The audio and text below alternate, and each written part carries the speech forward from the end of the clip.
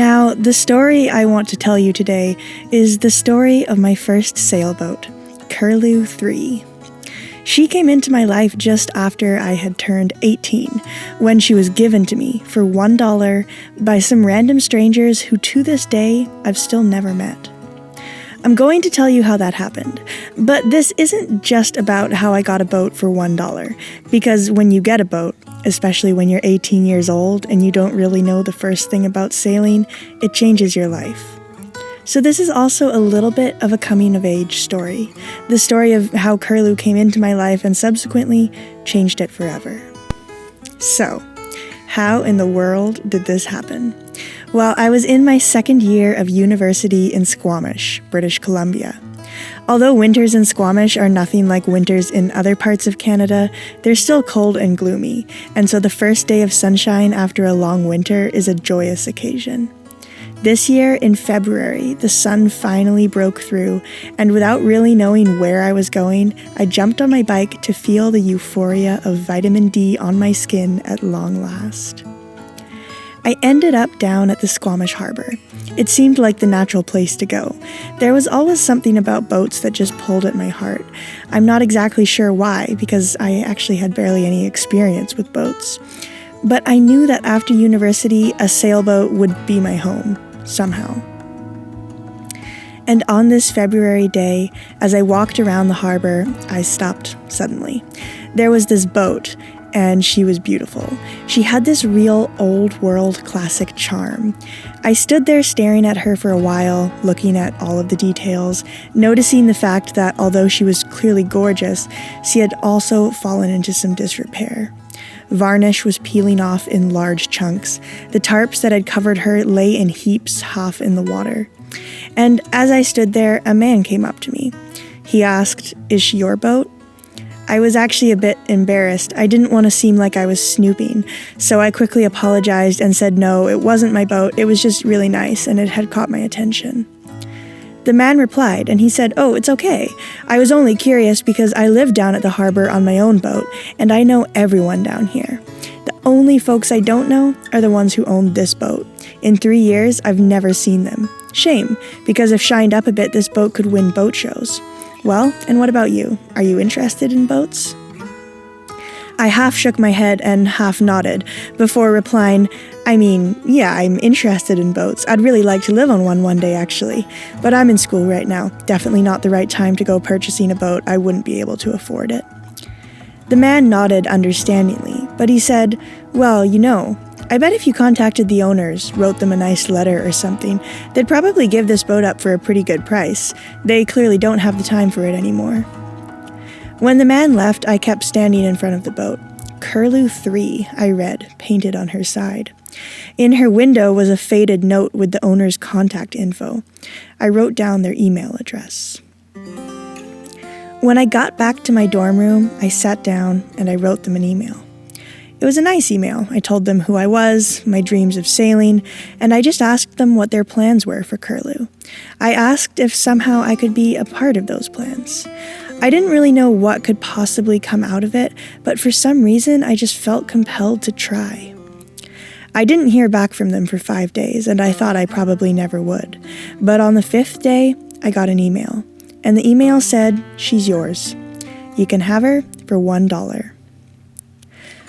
I wish I could properly describe how my heart froze at those words, but I really just don't think I'll ever be able to.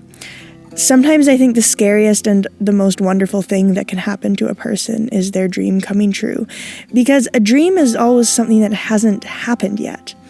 And when suddenly, bam, out of nowhere, that dream comes true, well, everything else in your life has to change and make room for it. There were so many things I didn't know. Where would I keep the boat, for starters? What condition is it actually in? How much will it cost me? The $1 purchase is obviously just the tip of the iceberg. But I also knew that if I didn't take this chance right now, I never would.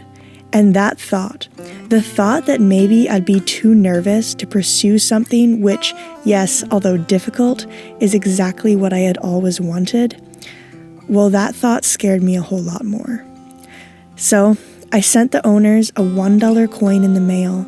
They signed the papers, and Curlew 3 was mine. I did have a few safety nets in place, and the biggest safety net of all was my dad. My dad had sailed around the world on board old wooden tall ships, including the Saren Larsen, a replica of the Bounty, the Ana Rosa, and the Europa. He was usually the sailmaker on board, but apart from just knowing about sails and rigging, he's also helped to build wooden boats all around the world. And he's a certified first-class marine engineer, which is actually his job now in Canada. Although him and my mom lived about 3 hours away, I knew that when I needed to fix something, I could just give him a call and he would coach me through the whole thing. Okay, my final setting, 100 foot-pounds.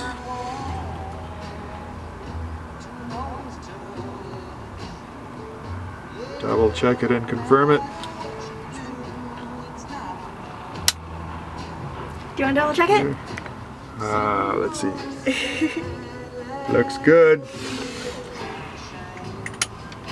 Okay, we're going to torque it up. Slowly does it. Gentle, constant, easy pressure. He just broke it. Diagonal. There we go.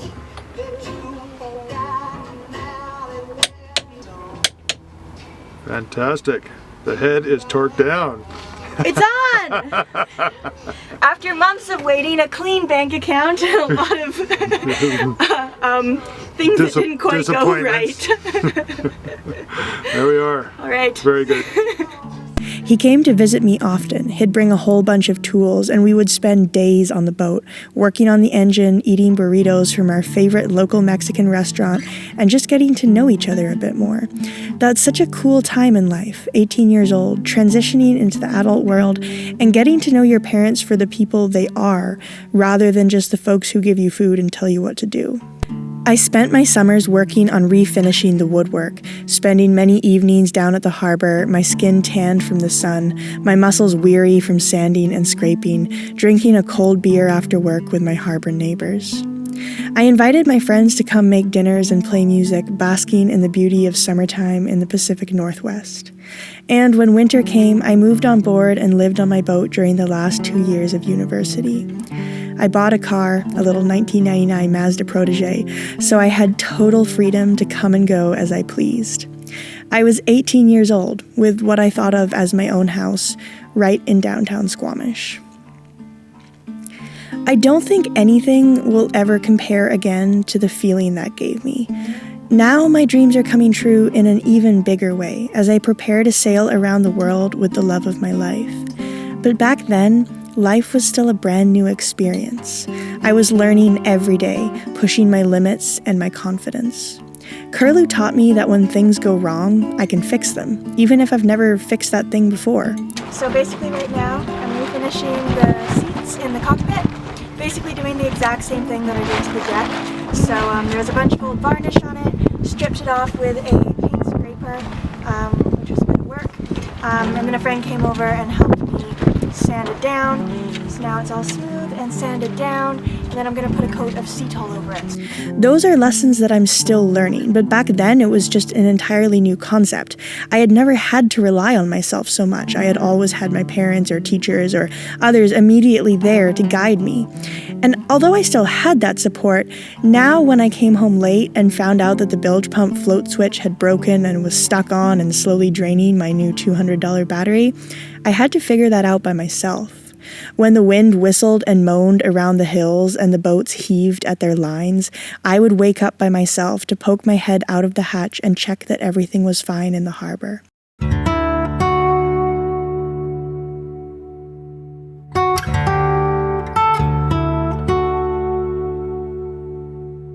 And I had my first romances, made all the more exciting and monumental by inexperience, laying on the deck of Curlew and looking at the stars. Those memories, those quiet moments at the harbor with people I love, making dinner in Curlew's tiny galley, playing music until long after the sun disappeared, they will always be among my most important. Curlew, all at once my home, my big sister, my teacher. I would do my homework wrapped in blankets, watching as the stars winked and rippled in the reflection of the water. Now there's a lot more to this story. For example, there's the story of her engine, a constant struggle that my dad and I bonded over and which we eventually won. Then there's the story of her first voyage, where I cried as we left the harbor, so overwhelmed to be sailing on my very own boat. Then there's the story of sailing Curlew, a really sad moment, but also one that worked out perfectly. That happened when I moved away from Canada to join Aladino in the Mediterranean, where we're still sailing. But for those stories, you'll have to wait a few weeks. So, subscribe to this channel, click that little notification bell, and I'll let you know as soon as the next chapter is ready. And if you really can't wait, then please consider becoming a patron to get early access to all of these videos, the ones about Curlew and the ones about my adventures with Aladino on our boat in the Mediterranean. I'll leave the link to Patreon in the description below. Thank you for listening, and I'll see you in the next chapter.